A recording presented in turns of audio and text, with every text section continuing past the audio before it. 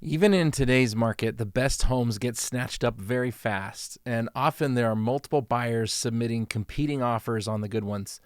In this episode, I'm going to teach you how to win the bid on your dream house.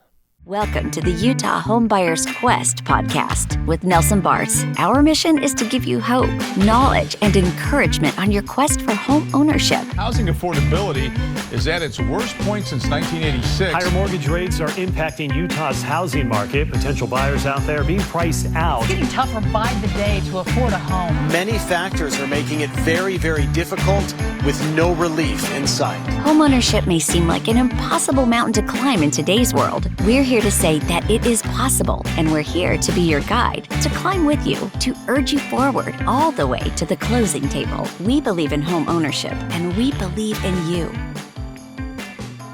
Hello, home buyers. I'm Nelson Bars, mortgage broker here in northern Utah, and I'm so excited that you've joined us today. Thank you for allowing me to help you on this journey that you're on. We are climbing this mountain together and trying to help you get ready to buy a home. Before we get started, just remember to ask me your questions. If you want to put them in the comments below on YouTube, that's great. If you want to email me, nelson@uimcorp.net. That stands for Utah Independent Mortgage Corp.net. Or you can go to our website, and there's an asking for a friend button, and you can just record right there from your phone a voice message for me. The website is homebuyersquest.com.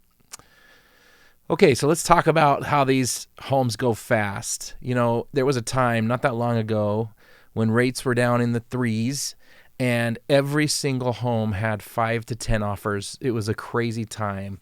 And during that time, we got really good at helping our buyers win. We did a presentation at the time for realtors called Win the Bid, and it was very well attended.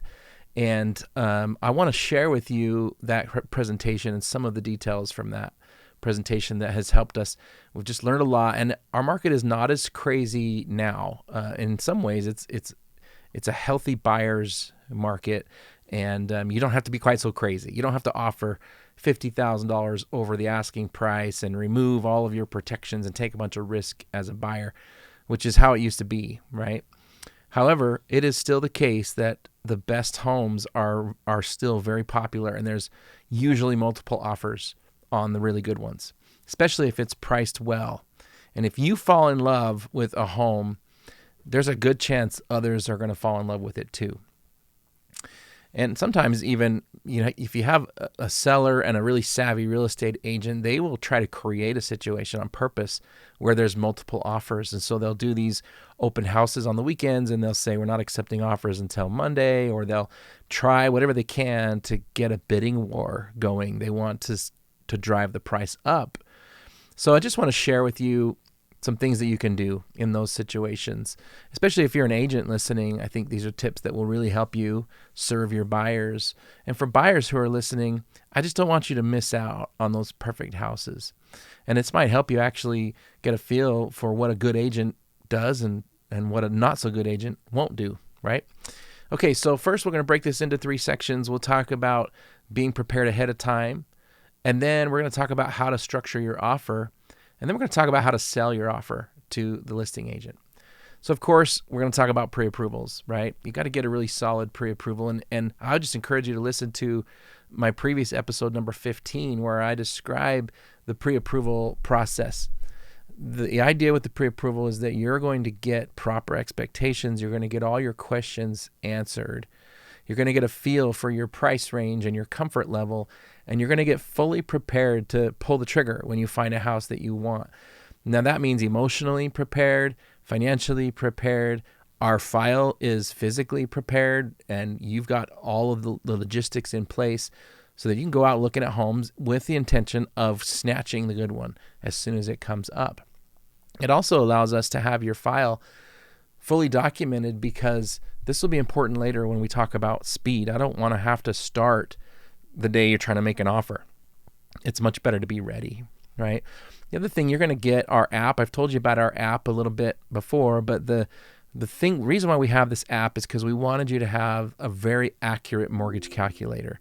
And the mortgage calculators out there that are online are not very accurate, but they're not very specific to you, and they leave things out. They don't tell you about mortgage insurance or property taxes or homeowners insurance, and so you get some. It's a hard time. You have a hard time getting your expectations right when you're making offers. So with our app, once you're pre-approved, I'm gonna program it on the back end with your specifics, so that when you go run calculations, you're thinking about making an offer and you want to offer $450 and your down payment is $12,000. You put that in and it will tell you what your payment will be. It will tell you if you're qualified. You can even generate a pre-approval letter instantly with the app. And if you're a realtor, all of your clients will be in that app for you. So when you guys are out looking at homes together, you can just pull up the app and show them monthly payments together, or calculate them, talk about different offer strategies. And if you need to, you can generate a pre-approval letter. Now, the one that comes out of our app is super generic. It's like everyone else's pre-approval letter. It just basically says, hey, I'm a lender. I've looked at their file. We've looked at their credit. They're qualified, right? What we did back during the crazy days, we created a stronger pre-approval. We call it our platinum pre-approval. And even our regular pre-approval for someone who doesn't have great credit, we still can pre-approve you, but we're going to do a video on the pre-approval letter. We're going to do whatever we can to strengthen your offer through the pre-approval letter. So we do, like, if you're a platinum pre-approval, which means you have credit scores over 740, you're not self-employed, you're not trying to scratch up your down payment, basically a clean, easy file, we're gonna put a guarantee in there to the seller that we can be clear to close in 3 weeks or less, or we pay the seller $500 a day if we're late. Now, on that pre-approval letter, we allow you to edit the maximum loan amount downward. If you don't want to show the listing agent that you're qualified for $500 when you're offering $450, you can edit that downward. And I know some agents who like to do that because you don't want to show your cards, right? However, in a situation like this, where it's a competitive offer, I would encourage you to show strength. I would encourage you to show them that you're well overqualified. Imagine a situation where the seller is sitting down, they have 3 offers, and they've laid out these 3 pre-approval letters and 3 offers on the table in front of them, and they have to pick one, right? Well, one of them shows they're a platinum pre-approval. They're highly qualified with a reputable lender who can guarantee a closing in 3 weeks, and they're not even going to their maximum. They could go higher, and they're not risky as a buyer. Those sellers want to know that this deal is going to close. They want to pick a stable offer, not just the best price. And we'll talk some more about why price isn't the only way to make your offer stand out. So you want to appear overqualified if you can. You want to use a reputable lender. If the pre-approval letter comes from, XYZ credit union, who might have a terrible reputation for closing on time, or worse, the national call center lender who is great at Super Bowl ads but has a terrible track record. A good listing agent will look at that and say, I don't think we should trust that lender to land this plane for everyone involved. So that's why we want to do a really solid pre-approval. We want to sell your pre-approval as well as we can to the selling side. And I think using us this is one of the reasons why I teach CE classes to realtors, because I've worked hard to build a reputation around here. And I want, when they get an offer letter with my pre-approval letter attached, it helps them want to accept that offer, and it's not going to hinder them, right?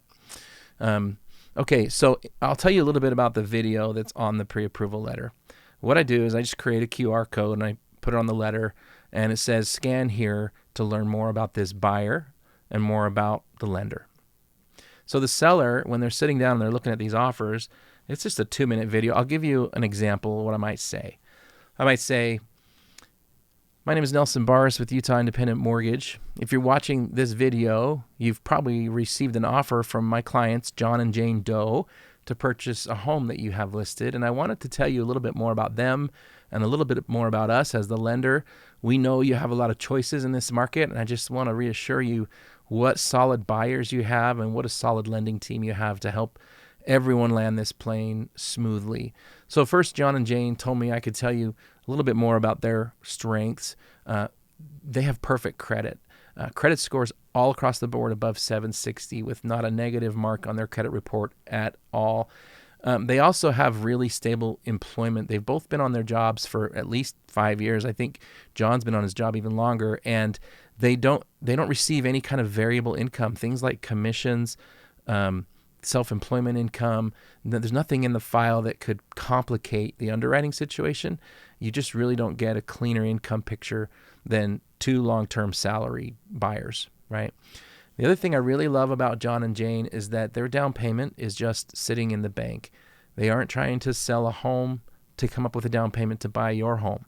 And that removes a lot of risk for you as the seller. There's no contingencies out there for other transactions that would kill your deal, right? In fact, these guys are so well qualified. If you take a look, they are pre-approved on our Platinum pre-approval, which is just a higher level pre-approval, and it comes with some guarantees to you as the seller that we can have them ready to close in 3 weeks if that's important to you. A little bit about me as the lender. We feel like we have a lot of responsibility riding on our shoulders, so we take it very seriously to write these pre-approval letters and do the work to carefully analyze and keep our clients moving forward smoothly. I've been in this business for 25 years, full-time as a loan originator. If you take a look online, Zillow and Google, you'll see well over 200 5-star reviews of people telling you that we are reliable, we close on time, and we keep our word. So if you have any questions about me or about our team or about our process, I welcome your call. As we go through this transaction, hopefully together, you'll get a lot of information from us, a lot of status updates to make sure this is a smooth, clean transaction for everyone involved. That's our goal. My number is 801-923-2161. Hope we have a chance to work together with you soon. Okay, so that's the video that your seller and your listing agent would watch. And if you're in a competing offer and you got 3 letters, 3 offers, and they're all kind of similar, I'm hoping that just that strength of pre-approval, the strength of my reputation, and the words on that video might help tip the scales in your favor. Okay, but there's a lot of other things you can do to structure your offer. So we're going to move in out of the preparation phase into the offer. You're sitting down to write an offer. You love the house. Okay, what can you do to strengthen your offer? First of all, it isn't just about the price, but it is important that you're competitive, right? It's your agent's job to know what the home is really worth and what it's going to go for. And so you should trust your agent. They have access to a lot of data that no one else has access to see what the homes in the area have sold for. They can run comparables. They can run their own version of an appraisal. They call it a CMA, and they can find out how much this house is really going to go for. This is really not a time to be doing lowball offers, right? They've usually notified you, hey, everyone submit your highest and best offer. So it's important to be competitive, but not crazy, right? And after this point, so if you're not in the top 2 or 3 on price, then everything else I'm about to say is really not going to help you. So I'm just we're trying to put us in that mind frame. We've given a good price, but now what else can we do to strengthen our offer? And the first thing I would recommend, this is the part when I do this presentation for real estate agents where we stop and we do a little object lesson. And I'll ask everyone in the crowd who's really good at target practice, who wants to shoot some baskets for us. And I'll just have them take a wadded up piece of paper and try to throw it in a garbage can, okay? And obviously, they're sitting far away from the garbage can, and none of them think they are allowed to move closer. But I didn't say that. I just said, who can hit this garbage can? So they stand in their seat, and they throw, and they miss until I get someone from my team. Would you show them how it's done? And then this person from my team walks up to the garbage and drops it in. And we pause for a minute and we talk about how this is similar to making a good offer, because there are some things you can do before you send in a blind offer to get closer to the target. And it usually, in my opinion, it starts with the agent calling the listing agent and just asking some questions to get closer to the basket, right? So I'll go through some of these tips here. But the idea is you need an agent who's capable of doing these things, right? And I would recommend when they call that agent, they start with some open-ended questions. Hey, can you tell me anything about what your sellers are looking for? What's important to them? What do they need, right? That's a very open-ended question. And you'll get some agents on the other end of the phone that won't talk. They'll just be like, just send us a good offer. But you'll get some who will open up, right? Oh, that's a great question. You know what? We just had an offer that fell through, and they're eager to close quickly, right? Well, that's really good information. That just moved us really close to the basket, right? Other things you could do on this phone call where the two agents are talking to each other, they're just talking about for example, the house looks vacant. Would a fast closing help? Or does your seller need some flexibility? Do they need some extra time to find their next house? Would that help? Would they like to be able to rent the house back from our buyer for a week or two or a month or something like that? So I hope you get the concept. The concept is before you just sit down and fire off an offer, why not call the listing agent, or have your realtor obviously call the listing agent and pick their brain a little bit and try to get closer to the basket, right? Okay, so here's some things that can sweeten the deal. The first one is earnest money. Earnest money is, just like it says, the higher the amount you make your earnest money and the less contingencies you put in there for you to get the earnest money back, the more earnest you're going to appear as a buyer, right? The more sincere and serious you will look. So I would say you can strengthen your offer just right there by doing more earnest money or by making it, faster to the non-refundable moment. And I wouldn't worry too much about this because keep in mind, we're going to protect that for you and your agent. If you've got some deadlines in there and maybe they're a little faster than normal, we can meet them. We'll move quickly to make sure we protect your earnest money. But if you truly intend on closing, then don't be afraid to give a higher earnest money number, $5,000, $10,000 instead of one. And if you got two offers that are nearly the same, but one of them's offering more earnest money, I think it can help you stand out. The other thing you can do with your earnest money is you can make a portion of it non-refundable immediately if you want. Upon acceptance of the offer, you can make it non-refundable as soon as the due diligence phase is over in your contract. These are all little nuanced things that you can do to make your offer more attractive to the seller, make them feel like you're serious and you really intend to close. Because on a deal that goes to closing, the amount of earnest money doesn't matter. It's just part of your down payment. So more earnest money doesn't hurt you. And we're going to protect it for you. So we're going to do some things to reduce the risk for you, though, right? One of the ways we reduce risk for our buyers so they don't lose earnest money is we go really fast through the loan process. Most of the time when you're going to lose your earnest money is when your lender waits till the very end to underwrite your loan, and you've already passed all these deadlines that are built to protect you and to help you get your earnest money back if something goes wrong. And at the very end, the loan falls apart. Then you lose your earnest money, right? So we go really fast to underwriting. Usually within 3 business days, we're in and out of underwriting, and we know if there's a problem, right? The other thing is I already know. I've been doing this for a long time, and so I'm very careful, and we know if there's going to be a problem before we even write offers. So one of the things I do is I guarantee you that if you lose earnest money up to $5,000 because of me, because I made a mistake, and then I'm going to pay it. I'm going to pay it back, right? So earnest money is a great way. Think about your earnest money. Think of how you can make it more attractive to the seller. Okay, some other things you can do to make your offer more attractive to the seller. Alleviate their concerns about the appraisal and the home inspection. So there's a possibility if you're doing a conventional loan with at least 10% down, we might be able to get an appraisal waiver on that house. And you can, if we are able to get an appraisal waiver, you can tell the seller, we're not doing an appraisal. There's no contingency on the appraisal. The appraisal cannot kill our deal. Okay. Now, the way we have to do that is you need to tell me the address of the home, and I'll plug it into your file, and I'll submit it to the Fannie Mae and Freddie Mac computer system, and it will come back and say if an appraisal is needed for that home at this price for you as the buyer. And often we've been able to go in with our offer and say, okay, we can go faster, and it's less risk for you because we're not doing an appraisal. It's pretty cool that it's not available on FHA loans. It's not available on VA, USDA. If you're doing a jumbo loan, you won't be able to get an appraisal waiver.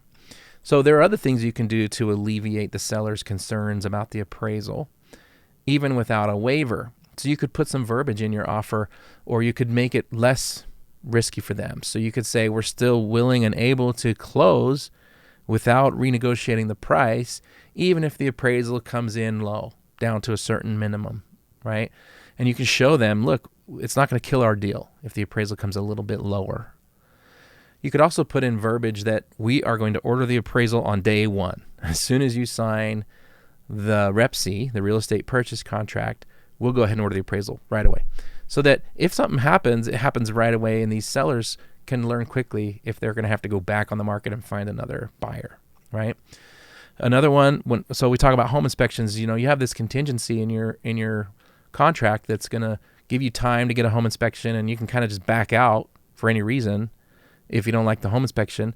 And a lot of sellers would love to hear that you are either you're not going to do a home inspection, which I don't really recommend. A lot of people did that during the crazy times. They're just like, we're not going to do a home inspection. Please accept our offer. We won't even, we don't even care. We'll buy your house.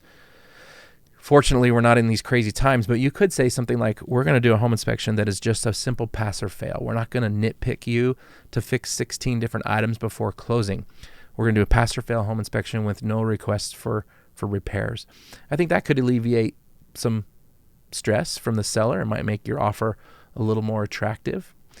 Some other things you could do that might give you an edge would be to offer to pay for your own home warranty instead of asking for a home warranty.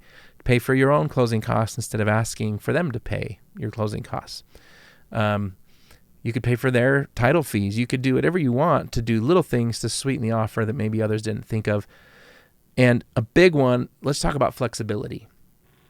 I think a lot of sellers enjoy, and I've seen some contracts come through even lately, where there's a flexible closing deadline that's built in there to benefit the seller, so they have plenty of time to move out or to find the next house and make sure that that's going to work. And this goes back to that initial phone call between the agents. If the agent learned that, hey, this seller is kind of nervous, they've never done this before, they've looked and they haven't seen very many homes on the market that they want. So if we could do something where they could, like, say the seller gets to decide on our closing day and it's contingent on them finding a home to move into, I think that's a great way. It doesn't add any cost to you. And if you're a first-time buyer and you have the flexibility to let that closing be flexible, that could make your offer stand out over the other offers that are trying to close on a fixed day, right? So it all goes back to just understanding what's important to the seller. You could even do like a rent back. So a lot of times we see a closing where the new homeowner's not going to move in, and you could do up to 60 days of them renting the home from you, so they get to stay, they pay you rent, and they have time to pack up and move out or to find the next house. That could be really nice for the seller. So you're just trying to sweeten this offer, right, for the seller without overpaying for the house. Let's see, what else? Let's talk about speed. So I think speed could be probably the most powerful thing. If you're able to say, hey, we are willing and ready to close within 3 weeks. I've even seen somewhere we've done 2 weeks. We've been really aggressive and said, we will close in 2 weeks. Think about a seller who had a house on the market and it fell through at the last minute, and they've got another house that they want to buy. And now they've had to beg for an extension. They can't close until they sell this one. And so they're looking for a buyer who can go fast. That might be all you need. You don't have to offer more. You don't have to take a bunch of risk. You can just say, hey, we're working with a lender who can go really fast and we'll be ready to close in 3 weeks or less. If you want to do it that fast, we just need you to help us, right? We need to go instantly order the appraisal. We need to make sure we go to underwriting quickly. If we ask you for anything that comes back quickly, we're all going to be on a team with this, but we can do that for you. Unless you're a really complicated buyer, right? If you have 15 businesses and we're trying to fix your credit and your down payment's not quite ready yet, we won't even tell you that we can go that fast. But we're going to be, for most buyers who are in good shape and ready, we're going to be able to go quickly. Okay, so those are some ideas to help you strengthen your offer. And if you have other ideas, if there's something that we missed here, please share them with us in the comments of what we could do otherwise to strengthen your offer. It'd be awesome to hear from you. Now, the last section of this podcast, I'm going to talk about how to sell this offer. And the first thing I would say is that your agent, when they submit the offer, I always encourage them to make sure that the seller side understands the offer. Don't assume that they have an intelligent agent who can read the contract and get it, right? So I always encourage a verbal explanation, maybe a video walkthrough where you're just recording you explaining the contract, or at the very least, a summary in the email in plain English about what you're offering. The other thing that I really love to do is call, as the lender, the listing agent. I'll call them and say, hey, my name is Nelson.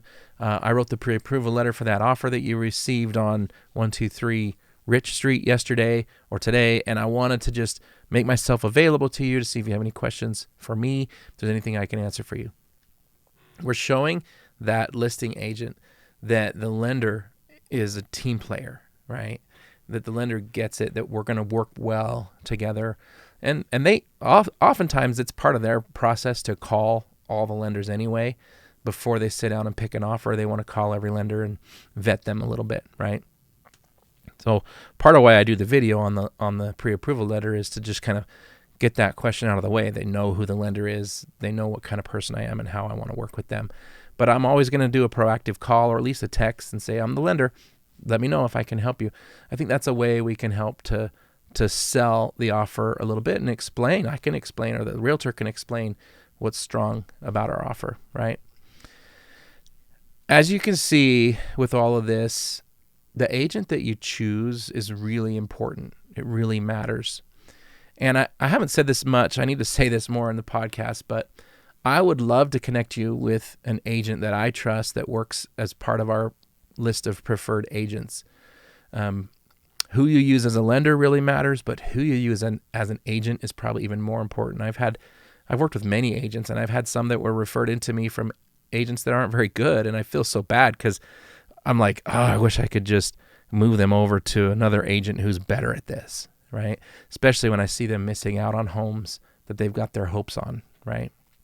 So let me help you get in touch with a realtor who can do all of this very, very well, okay?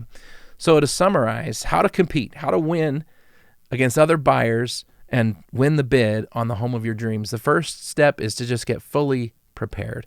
Financially, emotionally, logistically, you need to be ready to pull the trigger fast.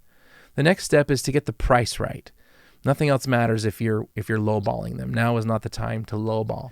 And then before you structure your offer, find out what's important to the seller. And then when you sit down to make your offer, use things like the earnest money, the timing, and flexibility to sweeten your offer, not just the price. And last but not least, make sure that your team is selling the offer, explaining it well, and helping the seller understand what a great team you have to work with. To me, that's the way you put your best foot forward and you get the best chances of that home that you really want to live in. Okay, so just to wrap this up, thank you again for listening. Don't forget to subscribe and like these videos. We're doing new episodes every week. I'm trying to get better at that.